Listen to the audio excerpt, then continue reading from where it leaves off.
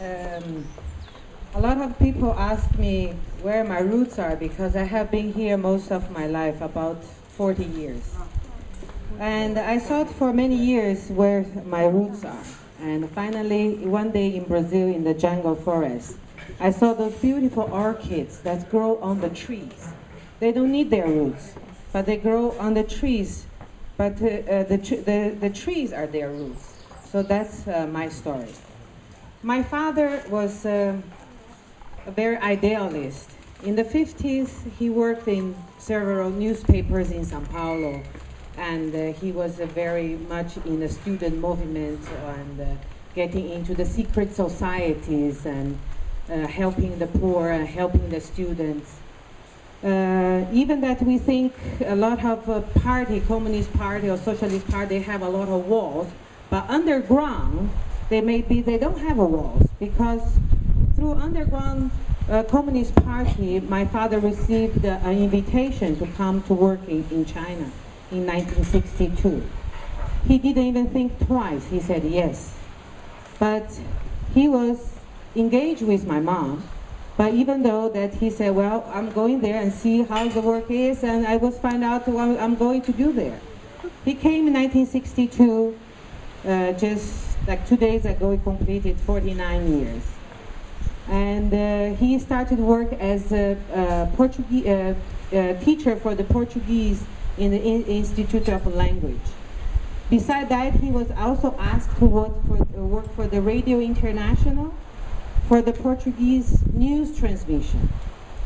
So when the Chinese people found out that he has a fiancé in Brazil, they decided to invite my mom to come too.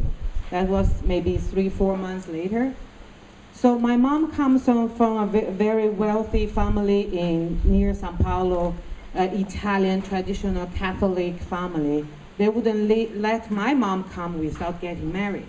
But that time, to come from Brazil, the trip lasted for almost 1 week. You know, they go to São Paulo, Rio, Dakar, Portugal, France, Moscow, and many cities in Russia, and then to Beijing.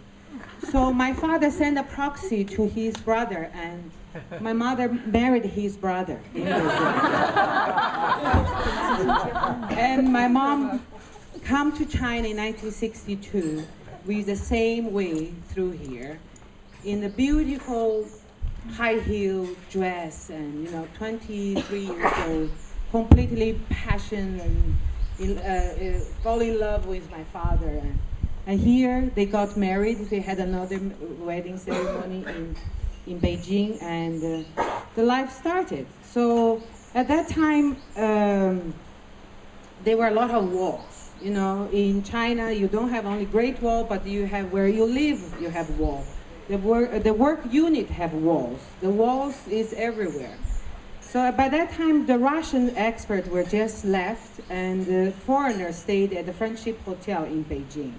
There were a lot of Latin Americans from Chile, Peru, Bolivia, so they were all very passionate about Chinese new government and helping them build a new system, and they could travel around Beijing quite freely until 1964, 1965, when the pre-Cultural Revolution started.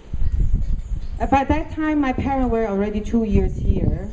They asked for them to stay 2 more, but they could go to Brazil for 2 months holiday. So my parents left to Brazil for 2 months holiday. They arrived in Brazil just 2 weeks before the military coup. So after 3 weeks in Brazil, my father was put in prison. So he was first time in prison for 8 months, and then there was nothing wrong with him. He came out. I was born in between that. Another time he was put in prison again for a year. So for almost 2 years he was in prison. My mom with me, and of course, military government. Everybody stopped talking to them. Only the family. Everybody was very scared about the communists and communism and things like that. They didn't find anything wrong with my parents, and they let him out again. My father decided to fly back to China because he had working he had to work here, and he had a working license. So again, they fled Brazil. Long way with me, with 10 months old here back. That was 1965. And everything has changed. Many temples was closed. A lot of foreigners has left. And situation got even worse. War was even higher, because then they couldn't go to school to learn Chinese. They were only allowed to work in their own languages. They couldn't go to Chinese people's home. But my father was very idealist. He think the Mao Zedong's idea was the right one. He liked to support, and he helped the Communist Party to build the news, transmitting all the news, government news, to the Portuguese-speaking countries. 1966, just a week before the Cultural Revolution, my sister was born here. And in China, maybe some of you know that when both parents are foreigner, you don't have a Chinese descendant, you will never be a Chinese. So my sister was born without documents. And there were no Brazilian embassies. My parents and my passport was expiring. So they need to go somewhere to register my sister and renew the passport. So they left me and my sister here. They went to Switzerland to renew their passport. In Switzerland, they found out that my father fled the country. He shouldn't have left the country. So the embassy confiscated the passport. And there were no way they would give him back. Immediately they left the Brazilian embassy, went to the Chinese embassy asking for the refugee status, because my sister and I, we were here in Beijing. So of course, they all knew that they were working here. They give them the letter, the permit of travel.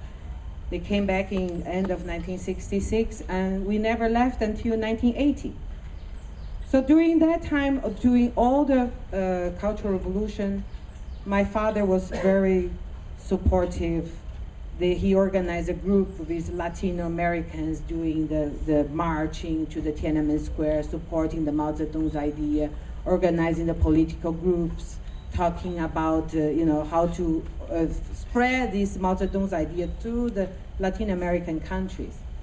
Meanwhile, for my mom, it was very hard, because they were, daily life was very, very hard. She couldn't find a toothpaste. There were no ovens. She couldn't bake a cake for a birthday. And my father was against the birthday party because it was bourgeois, was imperialist ideas. He would flee. He would get out of the house when my mother had some. And the Red Guards were going to many Chinese homes and burning things from the old times, but they wouldn't come to our house because we lived in a hotel, very protected by the walls and the guards. But my father was very revolutionary. He got some old paintings, old opera masks. He gave to the Red Guard for them to burn, and that was a big event. This Lao Wai, they are giving them and supporting the Red Guard.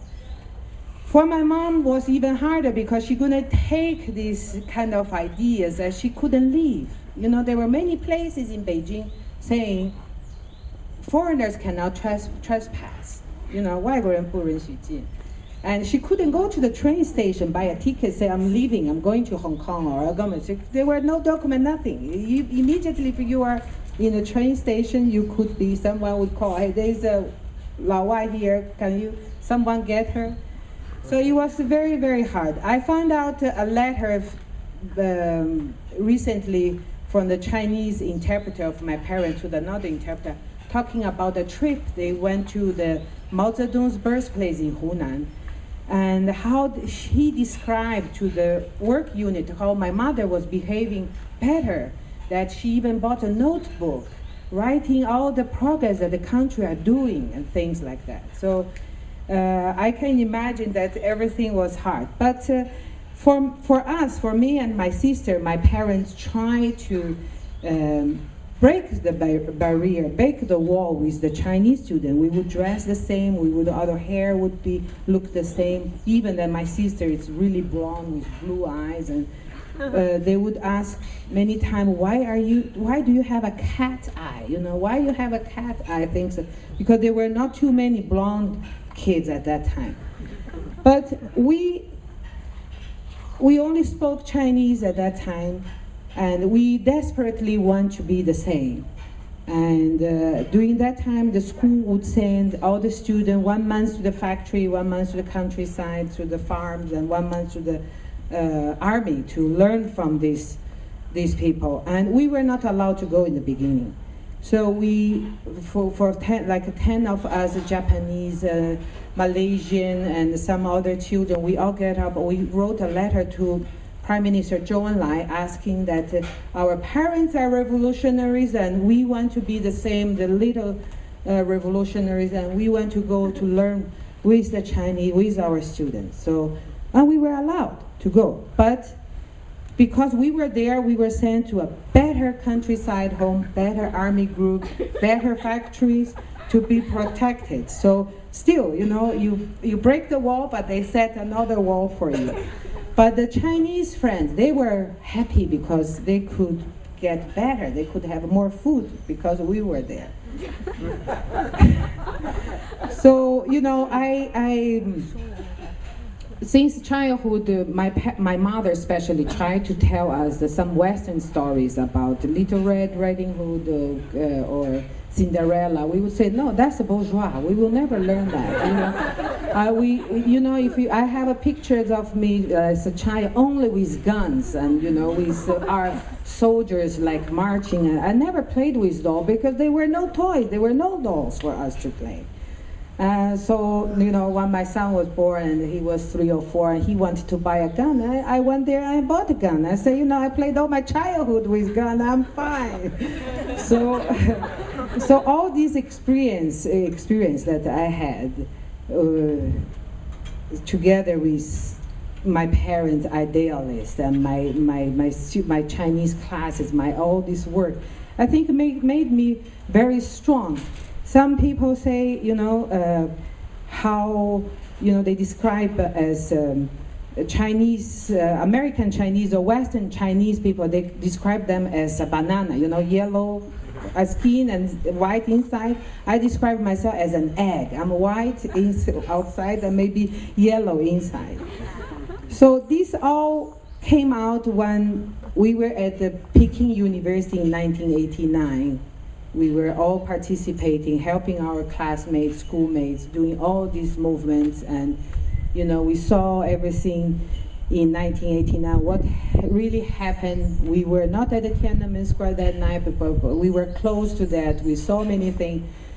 After that, my father, who has worked 20 years for the Radio International, doing the propaganda, reading the news for the government to the Western countries, he refused to go and say, nothing happened. That was the day he decided, I'm leaving. And he left to Brazil. For many years, he was kind of enemy of the Chinese government. He was not allowed, he was not asked to go to the embassy for the for the national days and things like that. But as time cures everything, you know, some barriers are falling out by itself. They started to ask my father again to the embassy. And my father is still a very fond of Chinese government, very fond of modernity, very fond of progress. He's a big fan of Deng Xiaoping. He supports completely what he has done. And they are here this week. Tomorrow I'm taking him to Shenzhen because he wants to go to see what happened to Shenzhen with Deng Xiaoping. So this is our experience for next year will be 50 years, you know, my family has been here. And I think, you know, you just grow up loving China, even that you look different, but you can become a little bit like them. Thank you so much.